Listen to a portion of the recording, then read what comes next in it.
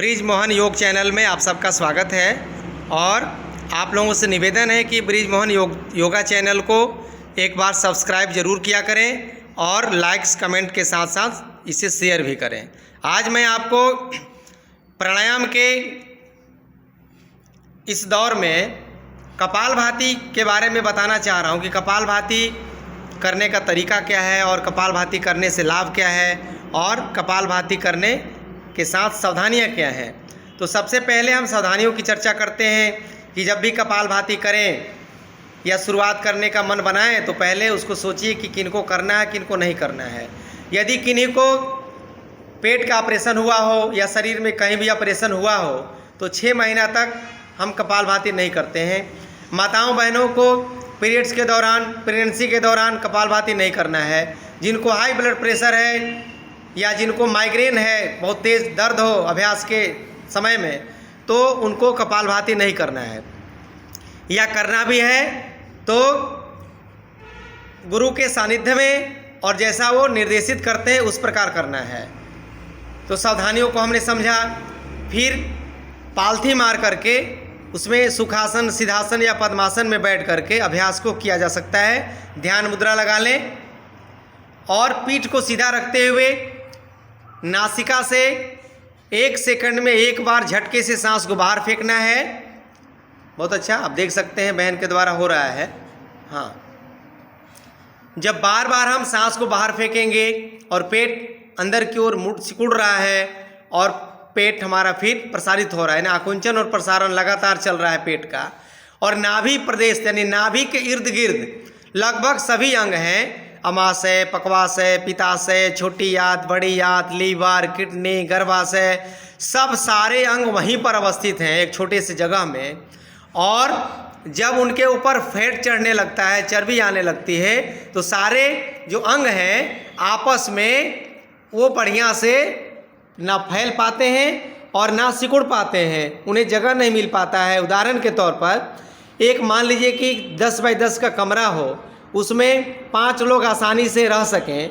उसमें यदि 50 लोगों को ठूंस दिया जाए तो सारे लोग अजीब टाइप का अनुभव करेंगे। हो सकता है उनको ना बैठने का जगह मिले, ना उठने का जगह मिल पाए, ना सोने का जगह मिल पाए, ना सांस लेने की उनको दिक्कत हो जाएगी। तो वैसी स्थिति में उनको दम घुटने से मृत्यु भी हो सकती है।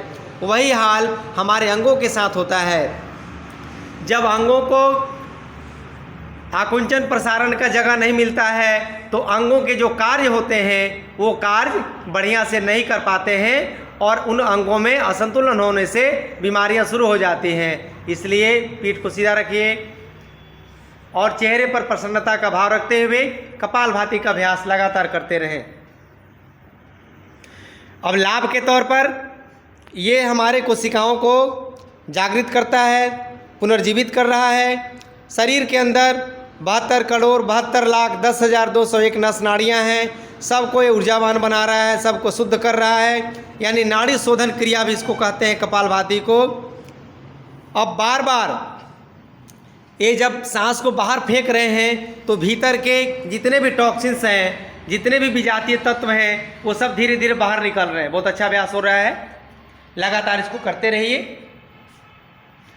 अब सारे साधकों से निवेदन है कि आप अपने मन में केवल एक ही विचार उत्पन्न करिए, ओम का जाप करिए। जब सांस बाहर फेंकिए तो मन ही मन ओम ओम ओम ओम बोलते रहिए। अजपा जाप कहते हैं उसको।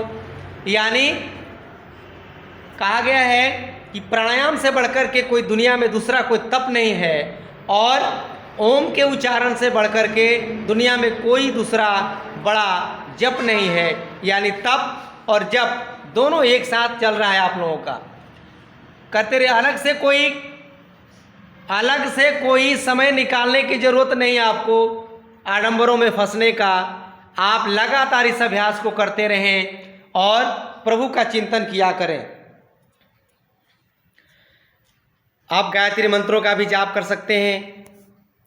आप पीठ को सीधा रखिए, पीठ को एकदम सीधा रखना है, लगातार करते रहिए। मन ही मन भजन भी गुनगुना सकते हैं। श्रीमन नारायण नारायण नारायण भज मन नारायण नारायण नारायण। आप ओम नमः शिवाय, ओम दुर्गाय नमः, ओम भानवे नमः, ओम सूर्याय नमः अलग अलग अपने इष्ट देवी देवताओं को आप ध्यान कर सकते हैं। आप जिन देवी देवताओं से ज़्यादा प्रेम है, जिनको आप ज़्यादा अच्छे लगते हैं या आपको वो अच्छे लगते हैं, उनका स्मरण करके कपालभाति करें। बंद आँखों से आप एक निश्चित बिंदु को देखने का प्रयत्न करिए, क्योंकि जब आँख बंद करते हैं तो शुरुआती दौर में पूरे मस्तिष्क में छोटे छोटे लाइट्स के बिंदु दिखाई देने लगते हैं, प्रकाश बिंदु। लगता है कि असंख्य संख्या में यानी छोटे छोटे तारे टिमटिमा रहे हैं। उन छोटे छोटे तारों के बीच में एक प्रकाश के बिंदु को आप ध्यान से पकड़िए, यानी उसको फोकस करिए देखने का, और बाकी जो लाइट्स हैं उसको ब्लर करिए।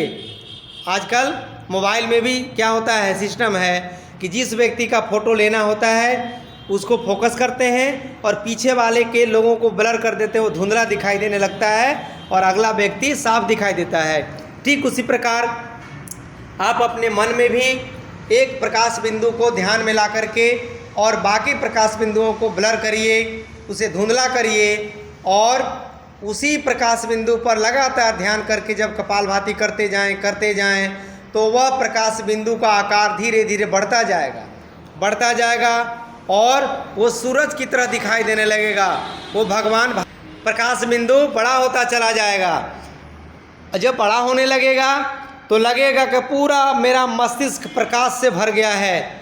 लगेगा कि एक बाहर सूरज है और एक हमारे मस्तिष्क में सूर्य का, भगवान का उदय हो रहा है, सूर्योदय हो रहा है। जब ऐसा होने लगेगा तो आपके भीतर के सारे विकार, सारे अज्ञानताएं दूर होने लगेंगी और आपका चिंतन परमात्मा की ओर धीरे धीरे अग्रसरित होने लगेगा, धीरे धीरे आगे की ओर बढ़ने लगेगा।